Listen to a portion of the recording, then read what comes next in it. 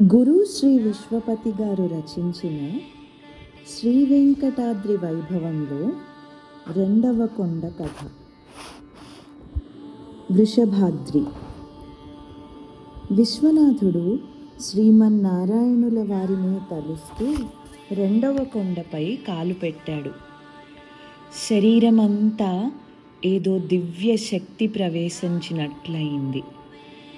శ్రీనివాసునికి దగ్గరగా వస్తున్న కొద్దీ శరీరంలో శక్తి ద్విగుణీకృతమై ఇంకా ఎంతో తేజస్సుతో నిండిపోతుండటం గ్రహించాడు. ఆ స్వామిని మనస్సులో ప్రార్థిస్తూ పక్కనే ఉన్న ప్రకృతి సంపదకు పులకరిస్తూ కొండనెక్కసాగాడు. ఆహా, ఈ తిరుమల ఎంత దివ్య ప్రదేశమో కదా! ప్రతి మానవుడు జీవితంలో కనీసం ఒక్కసారైనా ఈ కొండను నడిచి ఎక్కి స్వామిని దర్శించుకోవాలి. ఇంతటి దివ్యానుభూతులు సృష్టిలో వేరెక్కడా అనుభవానికి రావు. ఇంతటి మహామహిమాన్విత ప్రదేశం మరెక్కడా లేదు అని తలుస్తూ కొండనెక్కుతున్న విశ్వనాథునికి కొద్ది దూరంలో ఒక విచిత్రం గోచరించింది. అక్కడ 2 చెట్లు కాలిబాటకు ఇరువైపులా ఉన్నాయి. కుడివైపున ఉన్న చెట్టు కింద ఎవరో తమిళ భక్తుడు కూర్చొని ఉండటం గమనించాడు. వయసులో పెద్దవాడిగా కనిపిస్తున్న ఆ భక్తుడు బహుశా కొండనెక్కటం వలన శరీరం అలసి కాసేపు విశ్రమించటానికి కూర్చుని ఉండవచ్చు అని తలచాడు. విశ్వనాథుడు మరొక విశేషాన్ని కూడా గమనించాడు. అటుగా వెళుతున్న ప్రతి భక్తుడు ఎడమ పక్క ఉన్న చెట్టు కింద కాసేపు కూర్చొని తిరిగి నడక కొనసాగిస్తున్నాడు. ప్రతి భక్తుడు ఈ విధంగా చేస్తుండటం గమనించాడు విశ్వనాథుడు. ఈ దృశ్యం కొంచెం దూరంగా ఉండటం చేత విశ్వనాథునికి ఈ భక్తులందరూ ఆ విధంగా ఎందుకు చేస్తున్నారో అర్థం కావటం లేదు. ఒకవేళ అలసట తీర్చుకోవటానికి కూర్చుంటున్నారా అంటే కనీసం 5 నిమిషాలైనా కూర్చొనకుండా తిరిగి లేచి వెళుతున్నారు. చకచక ఏమాత్రం శ్రమ తెలియకుండా నడుస్తున్న యువకులు కూడా ఆశ్చర్యంగా అక్కడకు రాగానే ఒక్కసారి ఆగి కూర్చుంటున్నారు. ఇలా వీరందరూ ఎందుకు చేస్తున్నారా అని తలుస్తూ విశ్వనాథుడు అక్కడకు చేరుకున్నాడు. ఆ ప్రదేశం సమీపంలోనికి రాగానే శరీరంలోకి ఏదో తెలియని తేజస్సు ప్రవహించినట్లయింది. శరీరమంతా ఏదో తెలియని దివ్యానుభూతితో నిండిపోయింది. ఇంతకు ముందెప్పుడు మనస్సు ఇంత ప్రశాంతంగా లేదు అని విశ్వనాథునికి తోచింది. తాను కూడా కాసేపు ఇక్కడే కూర్చుందామని అనిపించింది. అలా అనిపించి ఆ చెట్టు కిందే కూర్చున్నాడు విశ్వనాథుడు. ఓహో, ఇక్కడ ఇంత దివ్యానుభూతి కలుగుతున్నందువలనే ఇటుగా వెళుతున్న భక్తులందరూ కాసేపు ఇక్కడ కూర్చుని వెళుతున్నట్టు గ్రహించాడు. ఒక్కసారి ఎదురుగా చెట్టు కింద కూర్చున్న వృద్ధ తమిళ భక్తుని వైపు చూడగా విశ్వనాథుని దివ్య దృష్టికి వెంటనే ఒక అద్భుత విషయం గోచరించింది. ఆ తమిళ భక్తుడు మరెవరో కాదు, సాక్షాత్తు షణ్ముఖుడే. సామాన్య మానవుని రూపంలో ఉన్న కార్తికేయుని ఎవరూ తెలుసుకోలేకపోతున్నారు.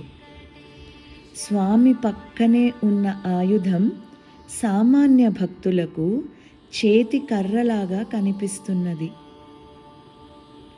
ఆహా షణ్ముఖ, నీ దర్శనంచే నా జన్మ ధన్యమైంది. నీవు ఇక్కడ ఉండటం చేతనే కదా ఈ భక్తులు ఇటుగా వెళుతున్నప్పుడు దివ్యానుభూతికి లోనై అడుగు ముందుకు వేయలేకపోతున్నారు. అందుకనే కాసేపు ఇక్కడే కూర్చొని వెళుతున్నారు.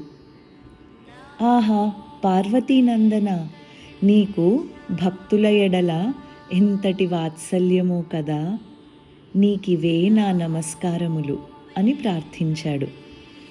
విశ్వనాథునికి మనస్సులోని భావన అర్థమైనట్లుగా ఆ తమిళ భక్తుడు చిరునవ్వు నవ్వాడు.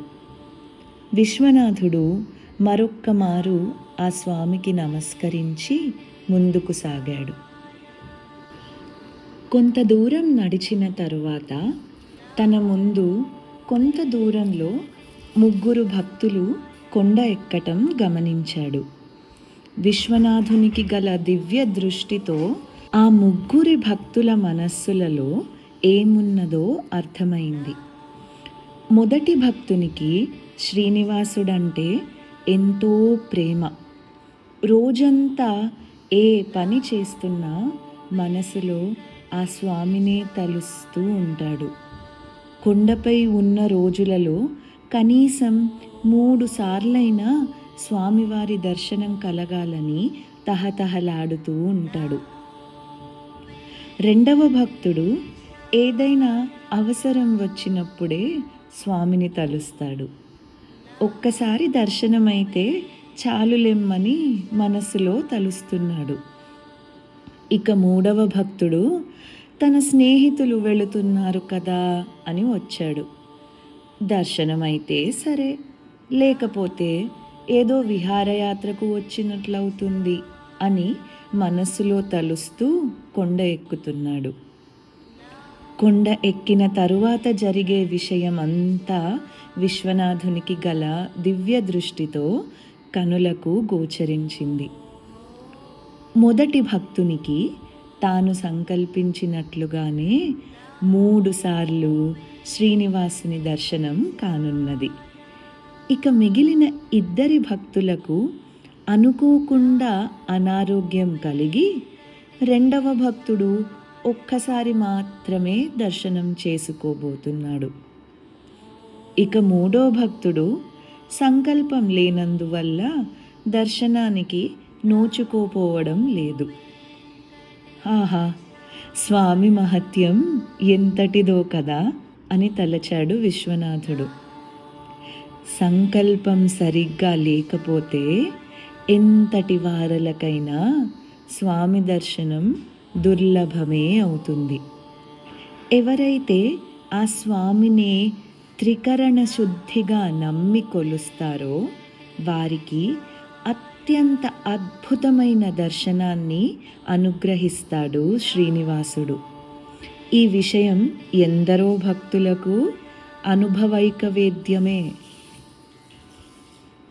కొంత దూరం నడిచిన విశ్వనాథునికి ముందు కొంచెం దూరంలో కాలు అవిటితనంతో ఎంతో కష్టం మీద కొండ ఎక్కుతున్న భక్తుడు కనిపించాడు. అడుగు తీసి అడుగు వేయటమే చాలా కష్టంగా ఉన్నది. అయినా గోవిందా గోవిందా అని ఆ స్వామినే తలుస్తూ ఎక్కుతున్నాడు. ప్రతి 10 అడుగులకు ఒకసారి కూర్చుని మరలా లేచి నడుస్తున్నాడు. అతని బాధ చూసిన విశ్వనాథునికి ఎంతో జాలి వేసింది. శ్రీ స్వామివారిని మనస్సులో ఈ విధంగా వేడుకున్నాడు.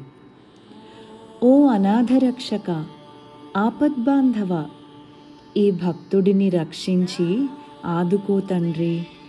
నీ దర్శనం కోసం అవిటితనాన్ని కూడా లెక్క చేయకుండా ఎంతో ప్రయాసపడి కొండనెలా ఎక్కుతున్నాడో చూడు.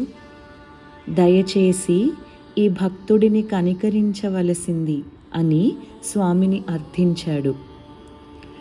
నెమ్మదిగా వెళ్ళి విశ్వనాథుడు అతని పక్కనే కూర్చున్నాడు. ఇంతలో ఒక అద్భుతం జరిగింది.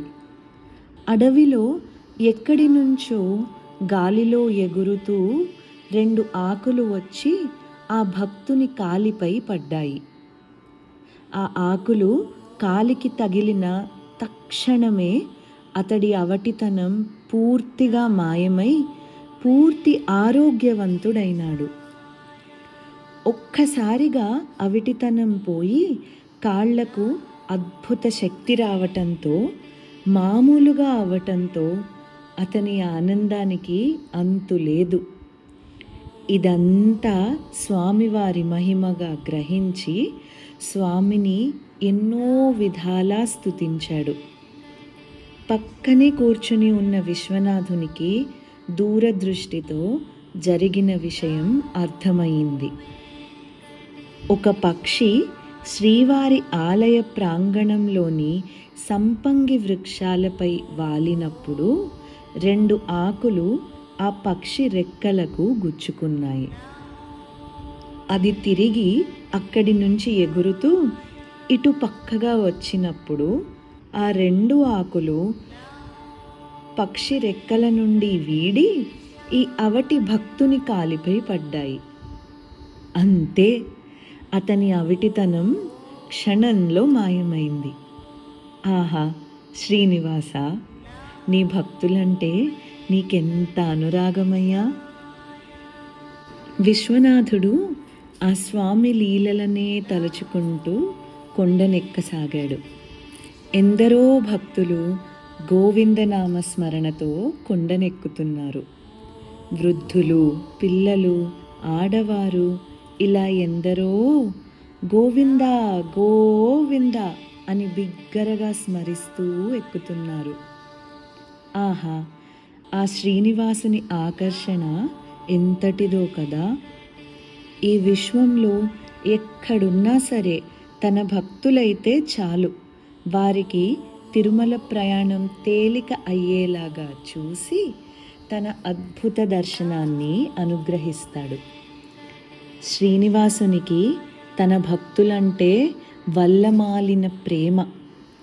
కొండనెక్కుతున్న భక్తులు తమకు శ్రీనివాసునితో కలిగిన అనుభవాలను ఒకరితో ఒకరు పంచుకుంటున్నారు. స్వామి లీలలను గురించి తలచుకొనటం కంటే ఆనందం ఏముంటుంది? అంతటి మధురం ఆ స్వామి నామస్మరణ, నామ సంకీర్తన. ఒక్కసారి ఆ దివ్య నామం తలుచుకుంటేనే ఒళ్ళు పులకరిస్తుంది. ఈ సృష్టిలో ఏ పండులోనూ ఏ పదార్థంలోనూ లేని తీయదనం ఆ స్వామి నామంలోనే ఉన్నది. ఓ శ్రీనివాస, నీకివే మా నమస్కారములు. ఓ ఆపద్బాంధవ, నీకివే మా ప్రణామములు. ఓ జగద్రక్షక, నీకు ఇవే మా నమస్కారములు. భక్తులతో కలిసి కొండనెక్కుతున్న విశ్వనాథునికి కొంత దూరం వెళ్ళగానే ఎక్కడి నుంచో వీణానాదం వినిపించసాగింది. ఈ అడవిలో, ఈ కొండల మధ్య వీణానాదమా? చాలా ఆశ్చర్యంగా ఉన్నదే, భ్రమ కాదు కదా అని తలచాడు. విచిత్రమేమంటే ఈ వీణానాదం విశ్వనాథునికి తప్ప మిగిలిన భక్తులెవ్వరికీ వినిపిస్తున్నట్లు లేదు. వారందరూ తమ దారిన తాము కొండనెక్కుతూ వెళ్తున్నారు. విశ్వనాథుడు ఒక్కడికే ఆ అద్భుత వీణానాదం వినిపిస్తున్నది. అది కూడా సామాన్యమైన నాదం వలె లేదు. ఎవరో గొప్ప విద్వాంసురాలు వీణ మీటుతున్నట్లు అనిపిస్తున్నది. ఆహా, ఎంత అద్భుతంగా ఉన్నది ఈ నాదం అని అక్కడే ఒక్క క్షణం ఆగాడు. ఏ దిక్కు నుంచి వస్తున్నదా అని తదేక ధ్యాసతో పరికించగా ఆ నాదం అడవిలో నుంచి వస్తున్నట్లుగా గ్రహించాడు. ఈ అడవిలో వీణ మీటుతున్న వారెవరో తప్పక చూడాలి అని తలచి అటువైపుగా నడక ప్రారంభించాడు. వీణానాదం ధ్వనిని అనుసరిస్తూ నడవసాగాడు. కాలిలో ముళ్ళు గుచ్చుకుంటున్నాయి. అడ్డు వచ్చిన మొక్కలను పక్కకు జరుపుకుంటూ ఆ నాదం వస్తున్న దిక్కుగా నడవసాగాడు. ఆశ్చర్యంగా ఉంది. వీణానాదమేంటి, ఇంత దూరం వినిపించటమేంటి అని తలుస్తూ నడుస్తున్న విశ్వనాథునికి కొద్ది దూరంలో కనపడిన దృశ్యం చూసి నోట మాట రాలేదు. అక్కడ సాక్షాత్తు సృష్టికర్త చతుర్ముఖ బ్రహ్మ, సకల విద్యలకు అధిదేవత అయిన సరస్వతీమాత దర్శనమిచ్చారు. బ్రహ్మదేవునికి ఎదురుగా కూర్చొని సరస్వతి ఎంతో శ్రావ్యంగా వీణ మీటుతున్నది. ఆహా, ఎంత అద్భుత దృశ్యం! ఆ దృశ్యం చూసిన విశ్వనాథునికి ఎంతో ఆనందం కలిగింది. అడుగు ముందుకు వేస్తే వారి ఏకాంతం భగ్నం చేసినట్లవుతుందేమో అని ఏమాత్రం కదలకుండా అక్కడే నిలిచాడు. కాళ్లలో ముళ్ళు గుచ్చుకుంటున్నాయి. అయినా ఆ అద్భుత దివ్య వీణానాదానికి ఏ నొప్పి తెలియరావటం లేదు. ఇంతలో బ్రహ్మదేవుడు విశ్వనాథుని వైపు తిరిగి, "ఇక్కడకు రా నాయనా" అని పిలిచాడు. అప్పుడు విశ్వనాథుడు ఆ దివ్య దంపతుల వద్దకు చేరి నమస్కరించి ఇలా అన్నాడు: "ఓ బ్రహ్మదేవా, తల్లి సరస్వతి, మీకివే నా నమస్కారములు.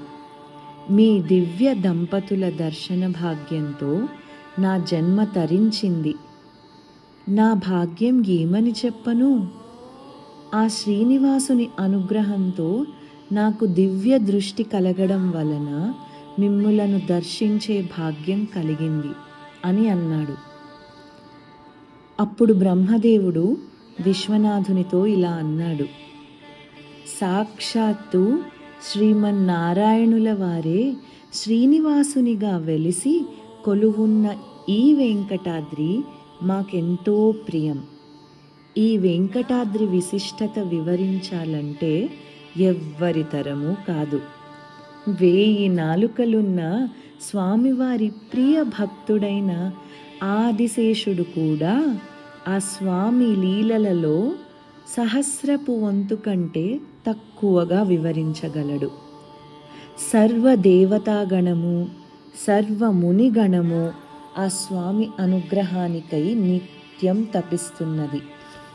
సకల యక్ష కిన్నెర కింపురుషులు ఆ శ్రీనివాసుని అనుగ్రహానికై 1000 కనులతో వేచి ఉన్నారు. వెంకటాద్రి నామం స్మరించినంత మాత్రమునే కొన్ని లక్షల జన్మముల పాపములు నశించును. ఇక ఈ కొండపై కాలిడి స్వామిని ఆనంద నిలయంలో దర్శించే భాగ్యం ఏమని చెప్పుదును? సాక్షాత్తు ఆ వైకుంఠవాసుడు నివసించే ఈ వెంకటాద్రి అన్నచో మా దేవతాగణము అందరికీ ఎంతో ప్రీతికరము. మేమందరము నిత్యము అనేక రూపాలలో ఈ కొండపై సంచరిస్తూ ఉంటాము. ఈ కొండపై గల అద్భుత ఉద్యానవనాలలో విహరించటం అంటే మాకెంతో ఇష్టం. ఈ భూమండలంలో కేవలం తిరుమల కొండపైననే సృష్టిలో గల అన్ని రకముల పూల మొక్కలను చూడవచ్చును. అంతేకాదు, కేవలం దేవలోకంలో మాత్రమే ఉండే పూల మొక్కలు సైతం ఇక్కడ వెంకటాద్రిపై కనిపిస్తాయి. కాబట్టే ఈ తిరుమల దివ్యక్షేత్రం అంటే మా అందరికీ ఎంతో ప్రియం. మరొక విశేషం ఏంటంటే, ప్రతి పౌర్ణమి రాత్రి మేమిద్దరము ఇలా ఈ కొండపై దివ్య రూపాలలో విహరిస్తూ ఏదో ఒక ప్రదేశంలో కాసేపు విశ్రమిస్తాము. అప్పుడు సరస్వతి తన మనోజ్ఞ వీణానాదంతో శ్రీమన్నారాయణుల వారిని స్తుతిస్తుంటే నేను కూడా విని ఆనందిస్తాను. మా ఇరువురికి ఇంతకు మించిన ఆనందం మరొకటి లేదు. నీ పూర్వజన్మ సుకృతం కొద్దీ శ్రీమన్నారాయణుల వారి అనుగ్రహం చేతను ఈ విషయం నీకు తెలిసింది అని అన్నాడు. అప్పుడు విశ్వనాథుడు వారిద్దరికీ నమస్కరించి ఇలా అన్నాడు: ఓ దివ్య దంపతులారా, మీకివే నా నమస్కారములు. మిమ్ములను ఈ విధంగా దర్శించిన నా భాగ్యం ఏమని చెప్పుదును? సామాన్య మానవులు ఎవ్వరికీ తెలియని విశేషము నాకు తెలిసినది కదా. ఇదంతా నా పూర్వజన్మ భాగ్యము, ఆ శ్రీనివాసుని అనుగ్రహము తప్ప మరొకటి కాదు అని వారిద్దరినీ పరిపరి విధాలా స్తుతించి వారి వద్ద సెలవు తీసుకుని తిరిగి కాలిబాటకు చేరి కొండనెక్కటం కొనసాగించాడు. ఆ దివ్యానుభూతిని మరలా మరలా గుర్తు తెచ్చుకుంటూ ఎంతో ఆనందంతో కొండనెక్కసాగాడు. శ్రీమన్నారాయణుల వారిని స్మరిస్తూ కొండనెక్కుతున్న విశ్వనాథునికి తానెంత పుణ్యం చేసుకున్నాడో కదా అని తోచింది. ఎన్నో జన్మల పుణ్యఫలం చేత నేనీ మహద్భాగ్యానికి నోచుకున్నాను. ఓ శ్రీమన్నారాయణ, నీవెంత దయాసాగరుడువయ్యా! అతి సామాన్యమైన జీవితం గడుపుతున్న నాకు ఎంతటి భాగ్యాన్ని ప్రసాదించావు తండ్రి. నీవిచ్చిన ఈ మహాభాగ్యానికి, దివ్యానుభూతులకు, దివ్యానుగ్రహానికి నేనేమిచ్చుకోగలను తండ్రి? ఓ స్వామి, ఓ దయామయ, ఓ అమృతమూర్తి, సంసార సాగరంలో పడి నేను ఎన్నోసార్లు నీ గురించి ఆలోచించడం మరచిపోయాను. భార్య, పిల్లలు కష్టసుఖాలను చూస్తూ, వారికి కావలసినవి సమకూరుస్తూ, వారి ఆనందం కోసం శ్రమపడుతూ నీ ధ్యాసే లేకుండా గడిపాను. ప్రతి క్షణం నీ గురించే తలచుకోవలసిన నేను ఎన్నోసార్లు నిన్ను మరచిపోయాను. ఈ శరీరం నీది, నీవిచ్చినది అని తెలియక ఈ శరీరాన్ని ఎన్నో విధాల క్షోభ పెట్టాను. నీవు అనుగ్రహించిన ఈ చేతులతో ఎన్నో పాపాలు చేశాను. నీవిచ్చిన ఈ కళ్ళతో ఎన్నో దృశ్యాలు చూశాను. చూసిన ప్రతీదీ పవిత్రమైనది కాదు కదా. ఈ విధంగా పుట్టిన ప్రతి క్షణం నుండి అనేక తాపత్రయాలకు లోనైనాను. నా ఈ ఉనికికి కూడా నీవే కారణం కదా. ఈ విశ్వంలోని ప్రతి ప్రాణి ఉనికికి నీవే కారణం కదా తండ్రి. అంతటి పరబ్రహ్మమూర్తివైన నిన్ను మరచిపోవటం కంటే మించిన పాపం ఏముంటుంది స్వామి. అయినా కూడా ఎంతో దయామూర్తివై నీవు నన్ను అనుక్షణం కంటికి రెప్పవలే కాపాడుతున్నావు. చేసిన పాపాలన్నింటినీ క్షమించి నన్ను అనుగ్రహిస్తున్నావు. ఎంతటి అమృతమూర్తివి తండ్రి నువ్వు అని తలుస్తూ కొండనెక్కసాగాడు విశ్వనాథుడు. విశ్వనాథుడు మనస్సులో ఇంకా ఇలా తలుస్తున్నాడు: ఓ శ్రీనివాస, ఈ సృష్టిలో నీ అంత అల్ప సంతోషి మరొకరు ఉండరు స్వామి. ధనమున్న వారికి ఇంకా ధనం కావాలనిపిస్తుంది. కోరిన దానికంటే మరింత వచ్చినా సంతృప్తి చెందరు. అందమైన భార్య, పిల్లలు ఉన్నప్పటికీ సంతృప్తి ఉండదు. ధన కనక వస్తు వాహనాలన్నీ సమకూరినా సంతృప్తి ఉండదు. ఇంకా ఎవరైనా ఏమైనా ఇస్తే వెంటనే ఆత్రంగా తీసుకుంటారు. అంతేకాని నాకిక వద్దు అని అనరు. సామ్రాజ్యాలేలిన చక్రవర్తులు కూడా మరిన్ని దేశాలను ఆక్రమించుదామని చూస్తారు. ఎంతటి పదవి లభించినా తృప్తి చెందరు. అంతకు మించిన పదవి కావాలనిపిస్తుంది. ఈ విధంగా మానవులకు ఎన్ని సౌఖ్యాలు లభించినా తృప్తి ఉండదు. కానీ నీవు కేవలం మనస్ఫూర్తిగా ఒక్క తులసి దళం సమర్పిస్తే చాలు, ఎంతో సంతోషిస్తావు. సర్వ సౌభాగ్యాలు అనుగ్రహిస్తావు. నిన్ను సంతోషపరచడానికి ఏ యజ్ఞ యాగాదులు అవసరం లేదు. ఎంతో కఠోర నియమ నిష్ఠలతో చేసే ఏ పూజలు అవసరం లేదు. ఎక్కడో కీకారణ్యాలలోనూ ఏ పర్వతాల పైననో వేల సంవత్సరాల పాటు ఏ తపస్సులను చేయనవసరం లేదు. ఆర్తిగా పిలిచే ఒక్క పిలుపే చాలు. ఆ ఒక్క పిలుపుతోనే ఎంతో ఆనందపడతావు. ఆ విధంగా పిలిచిన భక్తునికి మహదానందంతో సర్వ సౌభాగ్యాలు అనుగ్రహిస్తావు. వారు అందుకు తగదురా అని కూడా ఆలోచించవు. అంతటి అమృతమూర్తివి నీవు. నీ అనుగ్రహం ఉన్నవారికి ఏ సంపదలు అవసరం లేదు, ఏ భోగ భాగ్యాలు అక్కర్లేదు. మంది మార్బలము, ఇంటి నిండా నౌకర్లు అవసరం లేదు. ఎందుకంటే ఈ విశ్వం మొత్తం వ్యాపించి ఉన్న పరబ్రహ్మమూర్తివి నీవే వారి మనస్సులలో ఉన్నప్పుడు ఇంత చిన్న వాటితో పనేమిటి? వీటి అవసరం ఏమిటి? నీవు హృదయంలో ఉంటే సర్వం ఉన్నట్లే కదా. ఆహా, నీవెంత దయామూర్తివి తండ్రి అని తలుస్తూ కొండనెక్కుతున్న విశ్వనాథునికి ఒక్కసారిగా ఎవరో పిలుస్తున్నట్లు అనిపించి ఈ లోకంలోనికి వచ్చాడు. నిన్నేనయ్యా విశ్వనాథ, ఏమిటి పరధ్యానంలో ఉన్నావు అని పలకరిస్తున్న ఒక సాధువు కనిపించాడు. పూర్తి పరధ్యానంతో నడుస్తున్న నీకు కాలికి ఏదైనా తగిలి జారి పడితే పరిస్థితి ఏమి కాను? ఇందాకటి నుంచి నిన్ను గమనిస్తున్నాను. ఏదో ఆలోచిస్తూ నీలో నువ్వే నవ్వుకుంటూ నీలో నువ్వే ఆనందపడుతూ నడుస్తున్నావు అని అన్నాడు. ఏమి గుర్తుకు వచ్చి ఇంత ఆనందపడుతున్నావు? నీ భార్య పిల్లలు గుర్తొచ్చారా?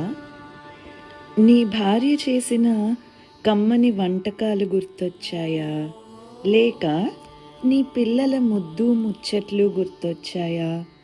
అంత ఆనందకరమైన విశేషం ఏంటి? నాకు చెప్పు, నేను సంతోషిస్తాను కదా అని అన్నాడు. అప్పుడు విశ్వనాథుడు అతనితో, స్వామి, మీరు మహానుభావులుగా ఉన్నారు. నన్ను ఈ విధంగా పరిహాసాలు ఆడటం భావ్యం కాదు. మీరు చెప్పిన ఏ విషయం గురించి నేను ఆలోచించుటలేదు. నా మనస్సులో ఉన్నది ఆ శ్రీనివాసుడే. ఆ స్వామిని గురించి తలచడం కంటే దాన్ని మించిన ఆనందం ఏముంటుంది చెప్పండి? మీరన్నట్లు ఏ రాయో తగిలి పడితే మాత్రం ఏమవుతుంది?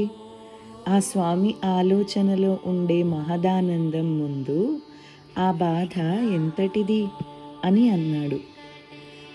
ఆ మాటలు విన్న సాధువు ఎంతో సంతోషపడి ఇలా అన్నాడు. ఆహా, ఎంత చక్కటి మాట చెప్పావు నాయనా. ఈ విశ్వంలో శ్రీనివాసుని కంటే మించిన అమృతమూర్తి లేరని తెలుసుకున్న వారి అదృష్టమే అదృష్టం. ఆ స్వామి నామం యొక్క మధుర భావనలు గ్రహించడానికి కూడా ఎన్నో జన్మల పుణ్యఫలం కావాలి. వారికే ఆ మహద్భాగ్యం దక్కుతుంది. ఒక్కసారి ఓం నమో వెంకటేశాయ అనినా, ఓం నమో శ్రీనివాసాయ అన్నా, ఓం నమో నారాయణాయ అనినా తనువు ఎంతో ఆనందంతో పులకరించిపోతుంది. ఆ స్వామికి ఈ 3 నామాలు ఎంతో ప్రీతికరం. ఈ 3 నామాలు రోజుకు ఒక్కసారైనా పలికిన వారికి సర్వ సౌభాగ్యాలు సమకూరుతాయి.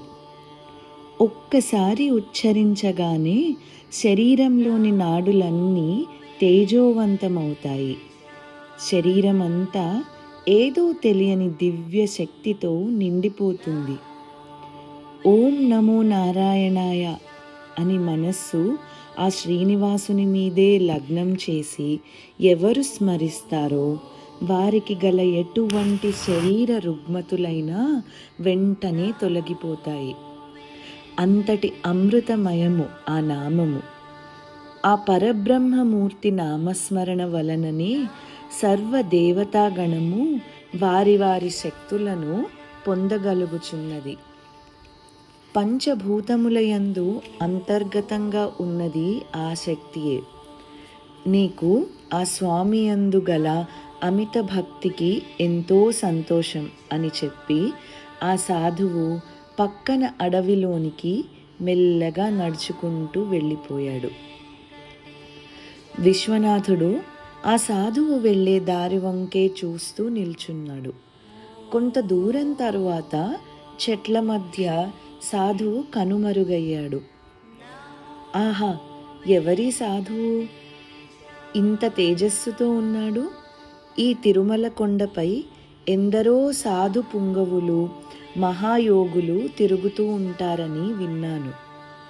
ఈ యోగి కూడా వారిలో ఒకరేమో అని ఆలోచిస్తుండగా శ్రీనివాసుని అనుగ్రహం వలన విశ్వనాథుని మనస్సులో ఆ సాధువు ఎవ్వరో ఒక్కసారి బోధపడింది. అతడు సామాన్య సాధువు కాదు. సాక్షాత్తు సప్త ఋషులలో ఒకరైన భరద్వాజ మహర్షి. ఆహా, అంతటి మహాతపశ్శాలి దర్శన భాగ్యం కలిగిన తాను ఎంత అదృష్టవంతుడో కదా అని తలుస్తూ కొండనెక్కసాగాడు.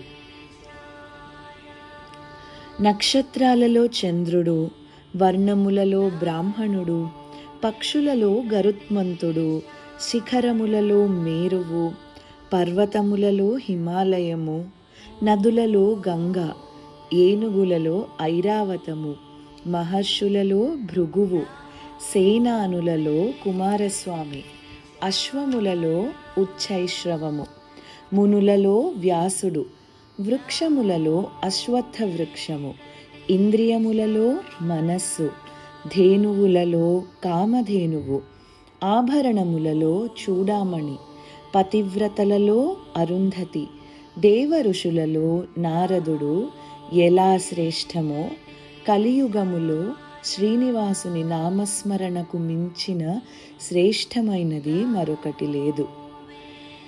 విశ్వనాథుడు చుట్టూ ఉన్న ప్రకృతిని చూసి కొండనెక్కసాగాడు. సాక్షాత్తు శ్రీమన్నారాయణుడే కొలువున్న ఈ కొండపై అణువణువు ఆ స్వామి తేజస్సు నుండి మెరిసిపోతున్నాయి. విశ్వనాథుడు తనకు ముందు కొద్ది దూరంలో నడుస్తున్న 2 భక్తులను గమనించాడు. వారిలో ఒకరు శరీరమంతా కుష్ఠువ్యాధితో బాధపడుతున్నాడు. రెండవవాడు ముఖమంతా ఏదో వింత వ్యాధి సోకి చర్మమంతా మచ్చలతో నిండి ఉంది. ఆ 2 అడుగులో అడుగు వేసుకుంటూ నెమ్మదిగా నడుస్తున్నారు. పక్కన వెళుతున్న భక్తులలో కొందరు వీరి పక్క నుంచి నడవటానికి కూడా భయపడుతున్నారు. అంతగా ఉన్నది వీరి పరిస్థితి. వారిని చూసిన విశ్వనాథునికి ఎంతో బాధ కలిగింది. ఓ శ్రీనివాస, శ్రీమన్నారాయణ, శరణన్న వారిని తక్షణం రక్షించే అనాథ రక్షక, ఎంతో శరీర కష్టంతో అనారోగ్యంతో నీ దర్శనానికై వస్తున్న ఈ భక్తులిరువురిని నీవే రక్షింపవలసింది అని మనసులో ప్రార్థించాడు. ఇంతలో కోతుల గుంపు ఒకటి పక్కన చెట్లపై ఎంతో శబ్దం చేస్తూ దూకుతూ వెళ్ళాయి. ఆ శబ్దానికి భక్తులిద్దరూ భయపడ్డారు. ఏ కోతి తమ మీద పడుతుందేమోనని ఆందోళన చెందారు. కిచకిచలాడుతూ ఎంతో పెద్ద శబ్దంతో చెట్టు కొమ్మలు ఊగిపోతుంటే ఒక చెట్టు పైనుంచి ఒక పాము వీరిద్దరి ఎదురుగా పడింది. ఒక్కసారిగా జరిగిన ఆ పరిణామంతో వారికి పై ప్రాణాలు పైనే పోయినట్లు అనిపించింది. వెంటనే కళ్ళు మూసుకొని శ్రీనివాసునే మనస్సులో ప్రార్థించారు. అంతే, ఆ పాము నెమ్మదిగా పక్కనున్న పొదలలోనికి వెళ్ళిపోయింది. దూరం నుంచి ఇదంతా గమనించిన విశ్వనాథుడు వడివడిగా వీరి వద్దకు వచ్చి కాసేపు కూర్చోమని చెప్పాడు. తాను కూడా వారి పక్కనే కూర్చున్నాడు. ఒక్కసారిగా వారి పూర్వజన్మ కనుల ముందు కనపడింది. కుష్ఠువ్యాధితో బాధపడుతున్న భక్తుని పేరు రామశర్మ. ఇతడు కిందటి జన్మలో సుబ్బయ్య శెట్టి అనే వైశ్యునిగా జన్మించాడు. ఎంతో సంపన్న కుటుంబంలో జన్మించిన సుబ్బయ్య శెట్టి తన తండ్రి వ్యాపారాలను మరింత వృద్ధి చేశాడు. తండ్రికి శ్రీమన్నారాయణుల వారిపై గల భక్తి తనకు కూడా కొంచెం ఒంట పట్టింది. ఆ ఊరిలో ఒక అన్నదాన సత్రం కట్టించాడు. ఊరి పాఠశాలను అభివృద్ధి చేశాడు. ఇవన్నీ బాగానే ఉన్నప్పటికీ తన దగ్గర పనిచేసే వారిని మాత్రం చాలా హీనంగా చూసేవాడు. రోజు ఉదయమే గంటసేపు పూజ చేసి దుకాణానికి వచ్చేవాడు. తాను వచ్చేటప్పటికల్లా దుకాణంలో పనిచేసే వారందరూ వచ్చుండాలి. ఒక్క నిమిషం ఆలస్యమైనా ఆ రోజుకి వారి జీతం తగ్గించేవాడు. వారంటే ఏ మాత్రం కనికరం లేకుండా ఉండేవాడు. దుకాణంలోని గుమాస్తాలు, బస్తాలు మోసే కూలీవారు వేరే గత్యంతరం లేక బ్రతుకు తెరువు కోసం ఉద్యోగం చేస్తున్నారు తప్ప ఏమాత్రం సంతోషంగా ఉండేవారు కాదు. ఇదిలా ఉండగా ఒకసారి ఆ దుకాణంలో పనిచేస్తున్న ఒకరికి విపరీతమైన అనారోగ్యం కలిగింది.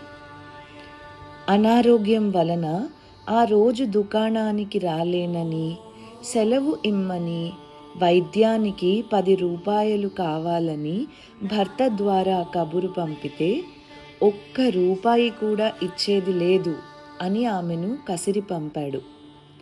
ఆమె ఎంతో బాధపడుతూ తిరిగి ఇంటికి వెళ్ళింది. తమ కులదైవమైన ఆ శ్రీ వెంకటేశ్వరునే ప్రార్థించింది.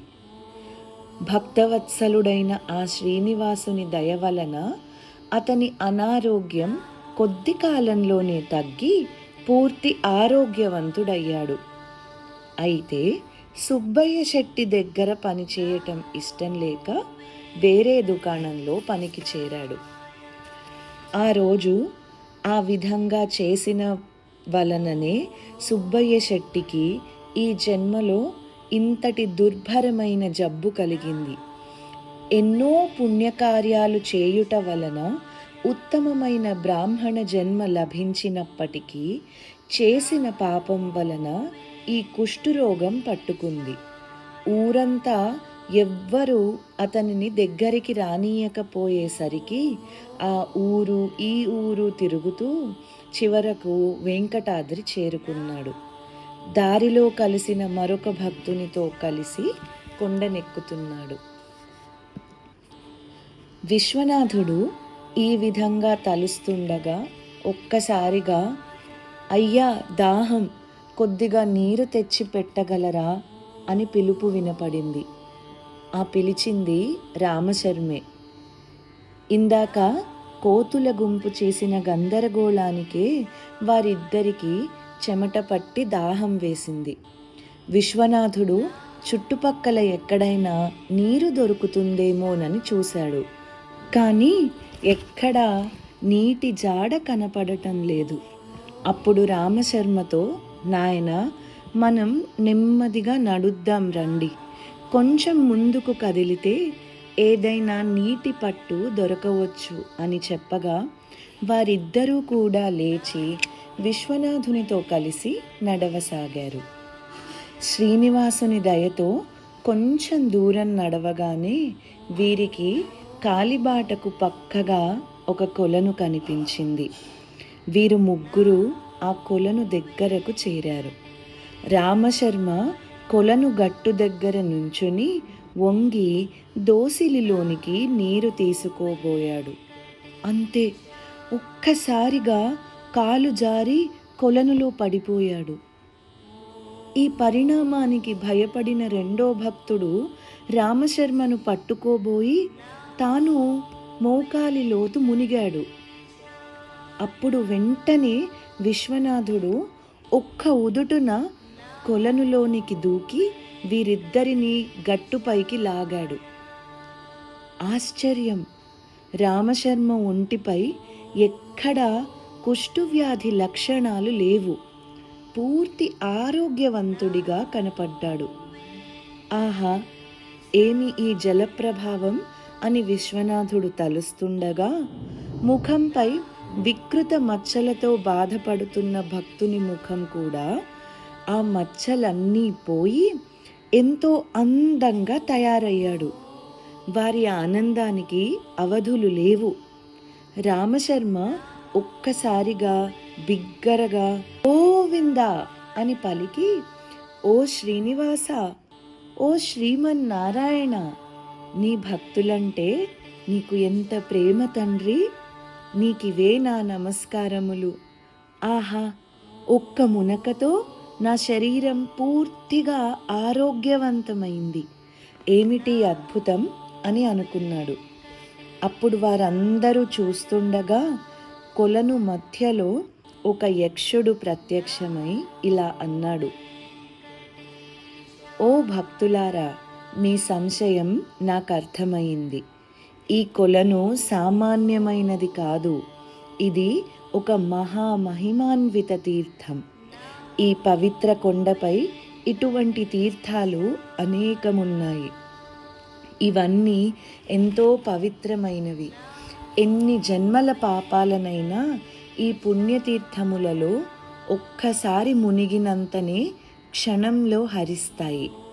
సాక్షాత్తు శ్రీమన్నారాయణుల వారు శ్రీనివాసునిగా కొలువున్న ఈ వెంకటాద్రిపై ఉన్న ప్రతి తీర్థం ఎంతో పుణ్యప్రదమైనదవటంలో ఏమాత్రం ఆశ్చర్యం లేదు.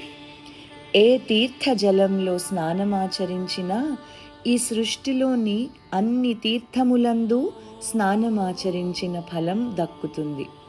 అందువలననే మీకు అనారోగ్యం పోయి సంపూర్ణ ఆరోగ్యవంతులైనారు అని చెప్పి మాయమైనాడు. ఆ విధంగా యక్షుడు మాయమవగానే వారిద్దరూ విశ్వనాథునికి నమస్కరించి, ఓ స్వామి, మీ వలననే మేము ఈ తీర్థం వద్దకు రాగలిగాము. మీకు మేమెంతో రుణపడి ఉన్నాము అని అన్నారు.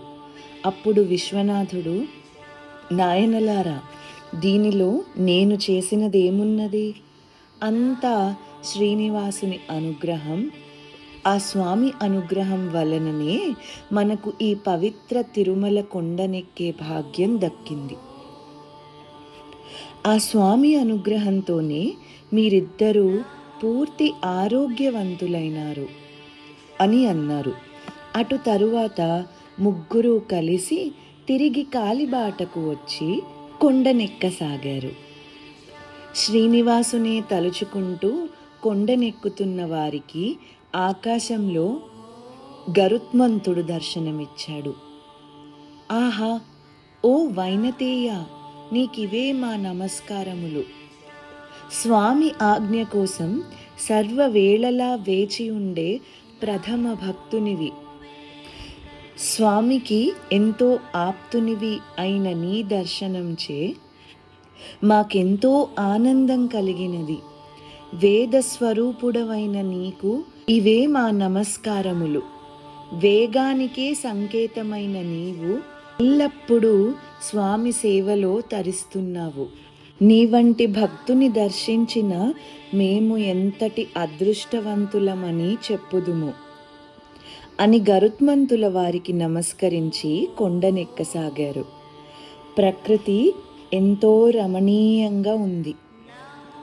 కాలిబాటకు ఇరువైపులా గల చెట్లపై కోయిలల కుహుకుహు రాగాలు, చిలకల తీయటి పలుకులు, ఎంతో అందంగా నృత్యమాడుతున్న నెమళ్ళు, చెంగు చెంగున ఎగురుతున్న లేడిపిల్లలు, పొదలమాటు నుంచి చూస్తున్న కుందేళ్ళు, అటూ ఇటూ పరిగెడుతూ మధ్యలో ఏదో ఆలోచిస్తున్నట్లు కాసేపు ఆగి మళ్ళీ పరిగెడుతున్న ఉడతలు, ఎంతో రమణీయంగా ఉన్న ఈ ప్రకృతి సౌందర్యాన్ని ఆస్వాదిస్తూ భక్తులందరూ రెండవ కొండనెక్కటం పూర్తి చేశారు.